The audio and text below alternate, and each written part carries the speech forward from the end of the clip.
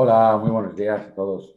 Bueno, en primer lugar, muchas gracias por la invitación, porque para nosotros desde la Secretaría de Estado y sobre todo desde la Oficina del Dato que dirijo, es importante un poco tener esa capilaridad con las distintas empresas y los sectores industriales que utilizan los datos y que vienen un poco a desplegar esa cultura del dato. Y lo vais a entender con la presentación que tengo preparada. Vale, déjame que la ponga modo lectura, pantalla completa. Vale. La he querido titular como el Big Data a escala nacional porque realmente de lo que vengo a hablar son de espacios de datos industriales, es algo que está pintado en el plan de recuperación y que yo creo que a la mayoría de vosotros escuchando esto pues os va a resonar bien, o al menos eso espero, ¿no? Un poco el trabajo que estamos desplegando desde la oficina, pero que el objetivo no es unos proyectos que hacemos nosotros. Nosotros somos los que lo fomentamos, pero realmente los que lo desarrollan es la industria. Y por eso he querido estar con vosotros y os doy las gracias también a la organización y a Víctor Magazine por la oportunidad, ¿no?, de contar esto. Desde la oficina lo que marcamos son una serie el contexto, ¿no?, o unas condiciones de contorno que en muchos casos vienen de Europa, ahora las voy a detallar un poquito, y donde realmente hay, digamos, los actores principales son los diferentes organismos que vienen a compartir datos, ¿no? ¿Por qué hablaba de Europa? Bueno, pues porque en el 2020 la Comisión Europea saca su famosa Estrategia Europea del Dato, ¿no? Esto es algo público, se puede leer, pero aquí os lo he puesto un poco resumido, ¿no? Lo que busca la Comisión es realmente crear un espacio europeo común para el dato, ¿no? Entendiendo aquí espacio como literalmente parte del mercado único digital, ¿no?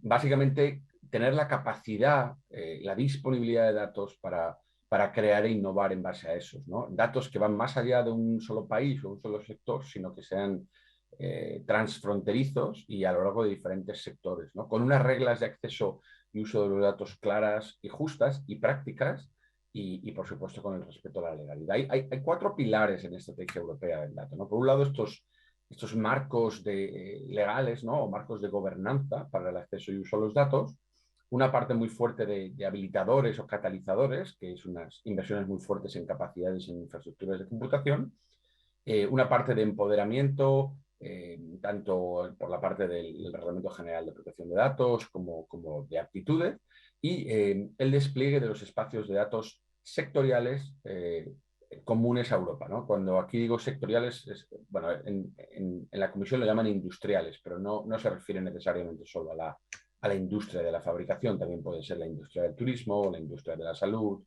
o la industria de la movilidad, ¿no? Estos son los marcos legales europeos, tampoco tiene sentido entrar en todos. La GDPR seguramente la conocéis de sobra, hay una directiva de datos abierto, hay regulación en el libre flujo de datos, muy recientemente se acaba de aceptar el Digital Markets Act, el Data Governance Act acaba de aprobarse, y bueno, en cualquier caso, todos estos son marcos legales horizontales que luego también se pueden ver en algún caso añadidos, ¿no?, o extendidos con legislaciones verticales de un sector concreto. La parte que quería contaros tiene más que ver con estos ejes tecnológicos, ¿no? Esta estrategia del dato tiene dos ejes fundamentales. Una parte de datos, esa que veis de color salmón a la derecha, donde ahí veis, por ejemplo, el Data Governance Act, el Data Act, que son parte de estos marcos que os he comentado, y esos famosos espacios de datos industriales comunes, ¿no?, paneuropeos, ¿no? Incluido también hay una parte en la estrategia de dar ese soporte, ¿no?, con el Data Space Support Center, que hace coordinación y gobernanza, y que a nivel europeo es muy parecido al trabajo que hacemos desde la oficina del dato del gobierno, la oficina que dirijo yo. No somos una unidad grande, ¿vale? No somos una unidad que hace proyectos de datos, no tenemos datos, sino que lo que creamos es pues esa coordinación y esas capacidades de aunar a stakeholders, ¿no? Y que es parte de la razón por la que estoy hoy aquí. Y en la parte de la izquierda, en ese color más turquesa, toda esa parte de nube, ¿no? Que es un gran habilitador y donde hay, pues desde un rulebook, es decir, para las mejores prácticas, no se ha publicado todavía por parte de la Comisión. Se quiere construir un marketplace de servicios cloud donde sea muy claro qué tipo de servicios estás accediendo, bajo qué condiciones, qué clasificación o certificación tienen, y también que va mucho de la mano de la federación de nubes, ¿no? Eso es algo que os voy a comentar en varias ocasiones hoy. Y se trabaja también en acuerdos entre países para federar las nubes, ¿no? Ahí arriba a la izquierda he puesto el ICC y CIS, ¿vale? Son las siglas de un proyecto común europeo, bueno, Important Project of Common European Interest. El CIS significa Cloud and Infrastructure Services y tiene mucho que ver con la nueva generación de capacidades cloud.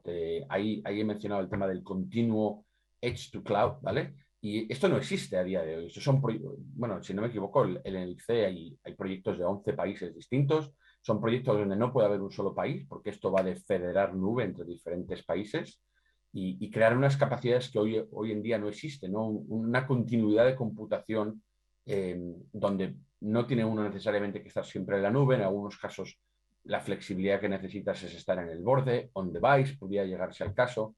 Y esa coordinación entre la parte de la izquierda de nube y de la parte de la derecha de datos la da ese smart middleware, ¿no? Que es una capa intermedia y que va mucho de la mano o es muy parecido a lo que se está trabajando desde Gaia X. ¿Vale? Gaia X, seguramente algunos hayáis oído noticias, no es un proyecto público, es una asociación de carácter privado, pero que se apoya desde el ámbito público precisamente porque su objetivo está totalmente alineado con esta estrategia del dato europea que nosotros desde España también obviamente aportamos y adoptamos. Por el lado de datos, con los casos de uso y las arquitecturas tecnológicas de esos casos de uso, que al final son los que crean esos espacios de datos industriales, y por el lado, digamos, más hardware o de metal, esa federación, los estándares de interoperabilidad de nube. Esto es Gaia X, ¿vale? Porque hay mucha confusión y no es necesariamente sencillo entenderlo. Gaia X va a conectar el ecosistema de datos, es decir, esa capa de datos. Perdonadme que quito esto y así lo puedo ver mejor. Que esa capa de datos va de compartir datos y recursos, es decir, de crear ecosistemas, y la parte de abajo es la capa de infraestructura. Unas infraestructuras que hoy en día ya existen, pero que no siempre están basadas en estándares abiertos, no hay una portabilidad evidente, es decir, no es fácil migrar de un proveedor de nube a otro, y desde luego no hay una federación de nube a nuestra disposición, ¿vale? La infraestructura se considera un recurso más, es decir, hay una interconexión muy fuerte entre la parte de datos y la parte de infraestructura. Dicho de otra manera, es mucho más fácil hacer algoritmos de datos avanzados si tienes una infraestructura flexible y que realmente tienes a fácil disponibilidad. Entonces, ¿qué hace Gaia X? Gaia X es esa capa intermedia, esa capa de servicios de federación, en inglés son los Gaia X Federation Services, que básicamente son 4 familias de componentes software que lo que vienen es a orquestar e interconectar la capa azul de arriba de datos con la capa roja de infraestructura. Bueno, hay varios niveles, ¿no? Dentro de esos GXFS, y el nivel más bajo es lo que se llama el Trust Framework, es decir, el ser capaz de dar esa confianza, porque cuando estás en un entorno federado no te conoces, por lo tanto tienes que primero encontrar a cada participante del ecosistema. Esa es la parte abajo a la izquierda del catálogo federado, ¿no? Ese catálogo federado es como un menú donde te permite encontrar las cosas que hay disponibles de diferentes ecosistemas. Recordad que aquí lo que estamos intentando es evitar la verticalidad. Esto va de federación, esto va de romper un sistema monolítico. Pero claro, también tienes que, una vez que sabes dónde hay recursos disponibles, que realmente esos recursos son de quien dice ser y que hay una confianza. Todo eso lo habilita el Trust Framework, ¿vale? Son metodologías y estándares que se están definiendo y que se está empezando a trabajar, pero que hoy por hoy todavía no está disponible. Hay una familia del intercambio de datos soberano, ahora vamos a hablar un poquito de ello, y bueno, esa parte de compliance que evidentemente es fundamental para dar seguridad y confianza a todo esto, ¿no? Pero realmente el valor no está en esas capas intermedias o incluso la capa de infraestructura, está arriba. Es decir, ¿qué queremos hacer con los datos? No lo he explicado mucho, pero arriba del todo veis esa parte de inteligencia artificial, IoT, analítica, Big Data, automatización. Ahí es donde vive el valor de negocio, ¿no? Y se articula a través de estos espacios de datos, ¿no? Si fuéramos muy simples, diríamos que un espacio de datos es cualquier forma de compartir datos, ¿no? dentro de un sector. Esto no es algo nuevo, esto es algo que se lleva haciendo mucho tiempo. Antes se hace peer-to-peer y en base a acuerdos bilaterales.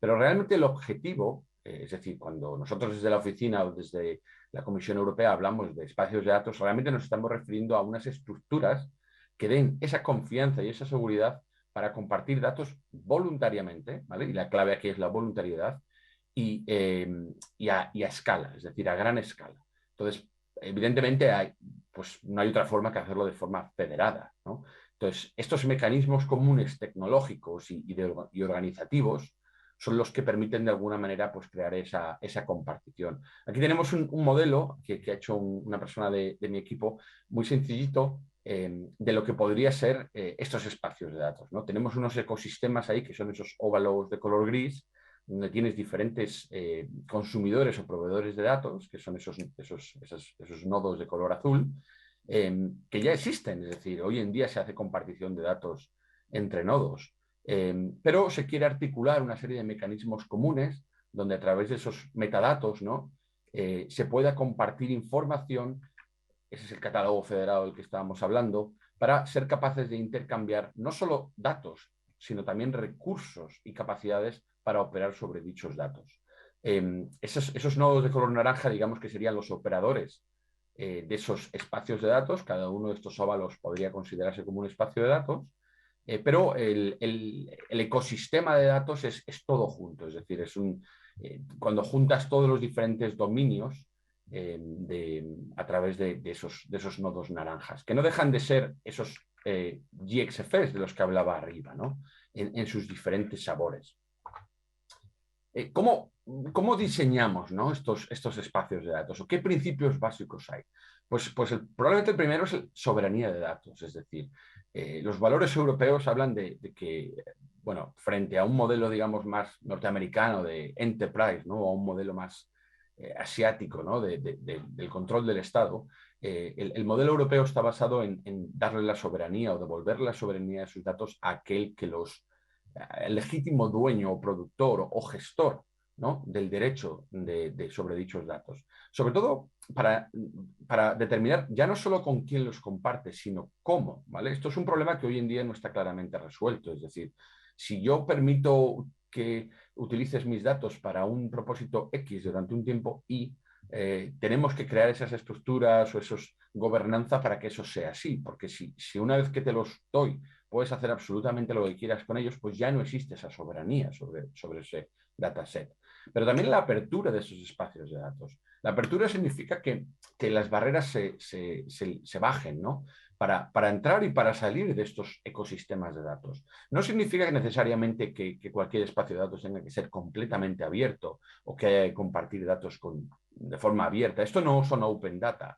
Esto significa open data spaces, es decir, que se construyan, ¿no? Ese es el punto de abajo, con una gobernanza compartida, una gobernanza participativa, donde los grupos de interés de dicho espacio de datos se puedan sentir representados, porque es la única forma de realmente crear una adopción masiva, ¿no? El valor de estos espacios de datos no reside en la tecnología, reside en la capacidad de compartir y explotar datos a escala, ¿no? Y por eso yo he titulado el título a escala nacional. Realmente es escala europea o internacional, ¿no? Pero nosotros obviamente estamos empezando por España. Y el cuarto principio es ese de infraestructura soft descentralizada. Lo que digo aquí por infraestructura soft es que no estoy pensando necesariamente en metal, ¿no? El ejemplo típico que doy es que la infraestructura hard en transporte son las carreteras, pero igualmente importante que las carreteras es el código de circulación. Si cada uno pudiera circular como quisiera, pues seguramente habría muchos accidentes. Entonces, el código de circulación y las normas es una infraestructura soft. En este caso, la infraestructura soft son esas reglas de gobernanza de cómo compartir datos, de cómo entrar, que en gran medida se definen por cada espacio de datos, por cada dominio, ¿no? Pero hay unas normas mínimas que son las que habilitan esa interoperabilidad. Entonces, cuando hablamos de infraestructura común, realmente es la suma de todos esos dominios, ecosistemas interoperables, ¿no? Aquí esto va de neutralidad tecnológica, es decir, claro, habrá elecciones tecnológicas, pero lo que queremos es que esta infraestructura no dependa de una tecnología concreta, sino que sean capacidades que tienen que cumplir con una serie de requisitos, funcionales y no funcionales. Por ejemplo, la findability, ¿no? La encontrabilidad. Hablábamos antes del catálogo federado, ¿no? Si no eres capaz de encontrar esos recursos, pues no vas a ser capaz de articularlos, su valor. La interoperabilidad, la portabilidad. Esto es un tema muy importante para la soberanía digital. Los negocios, las aplicaciones, la capa de valor es del dueño, ¿no? Esto es como si, yo siempre doy el ejemplo de, si yo me compro un coche pero me obligan a ir a una estación de servicio concreta, pues no tengo mucha flexibilidad.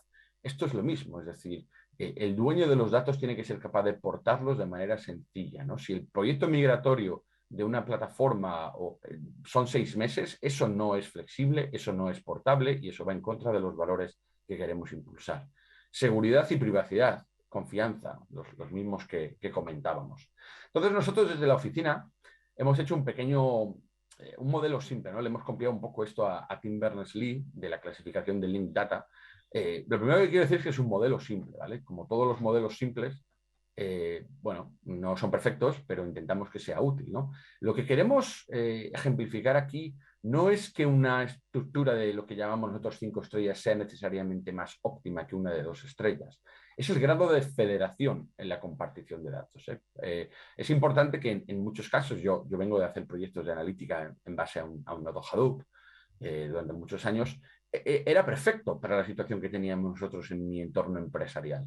Pero no es lo que estamos hablando aquí de los espacios de datos industriales, ¿no? o sectoriales. El modelo es el siguiente.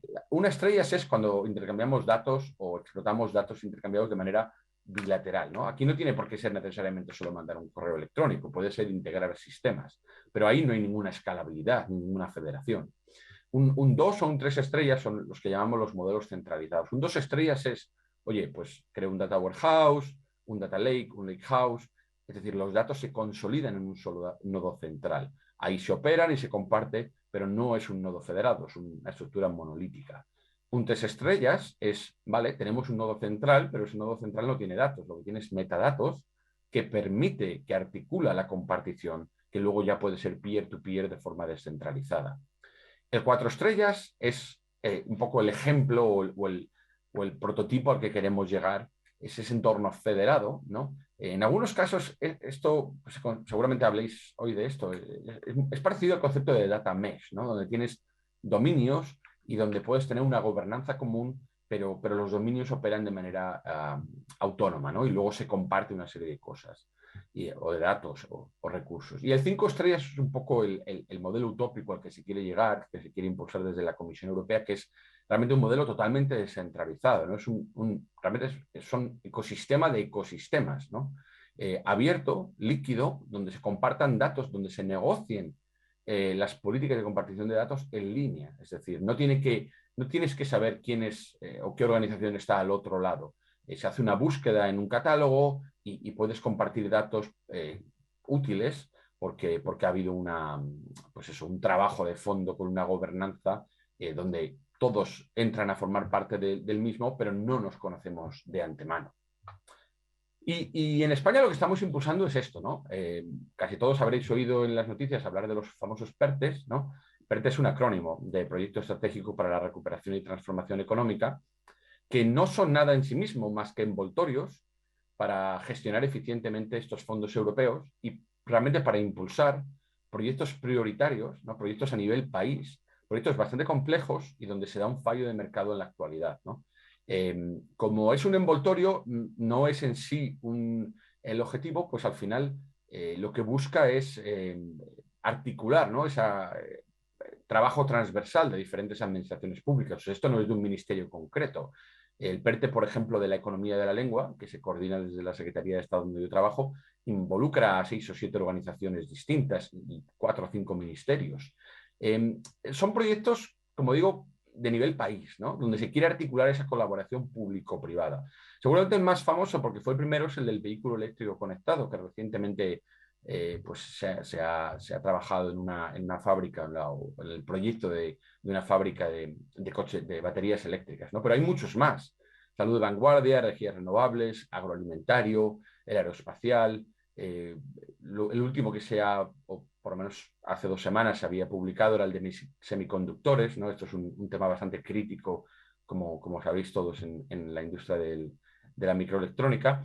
Y los he puesto aquí no porque la oficina del dato coordine o dirija estos PERTES, somos una unidad muy pequeña, sino porque muchos de estos proyectos, muchos de estos PERTES tienen espacios de datos. Es decir, es una parte fundamental de cómo poder solucionar o completar, ¿no? Y conseguir ese mecanismo de impulso en estas temáticas concretas.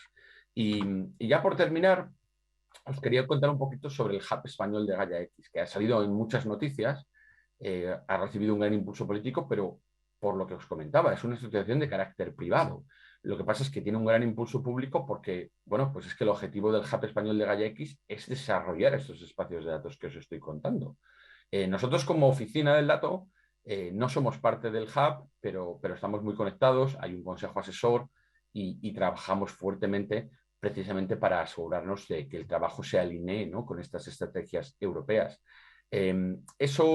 Bueno, he cogido esta diapositiva de la Comisión Europea, está de abajo, ahí no se ve muy bien porque he quitado otra que tenía antes, pero eso que veis ahí del Data Space Support Center es lo que os comentaba arriba, y esas verticales de salud, industria y manufactura, agricultura, turismo, movilidad, son los espacios de datos sectoriales. Esta diapositiva es de hace ya 6 meses. Hay más espacios de datos que está promoviendo la Comisión Europea. Hay financiación europea y también hay un impulso en el plan de recuperación muy fuerte para este tipo realmente de casos de uso, ¿no? Para crear esos casos de uso que son estos óvalos de aquí, ¿no?, donde se creen consorcios para compartir y explotar datos y de esa manera se dé forma a esos espacios de datos sectoriales y a esa interconexión entre distintos espacios de datos. Uno que para nosotros es clave por razones obvias en el PIB nacional es el de turismo, ¿no? Esta tarde precisamente hay un evento de la Asociación Europea para impulsar el espacio de datos de turismo a nivel europeo, pero que lidera en gran medida España, por un impulso de la Secretaría de Estado de Trabajo, y que queremos convertir en el primer Lighthouse español, ¿no? El concepto de Lighthouse es un proyecto faro de Gaia X Europa y de alguna manera es el proyecto, en este caso de turismo, en el que se reflejan el resto de asociaciones nacionales de Gaia X. Y eso es todo. Y daros también las gracias por escucharme. Ahí tenemos una dirección electrónica a la que invito a la gente si tiene dudas o consultas. Como repito, nosotros no somos hay una junta directiva del Hub, pero estamos encantados de redireccionaros. Si queréis participar, la asociación está en abierto, porque realmente necesitamos a todo el mundo para crear capilaridad en estos espacios de datos. Y muchas gracias. Pues gracias a ti, Alberto. Muchas gracias por acompañarnos esta mañana y espero que la próxima vez podamos tenerte en persona. Gracias.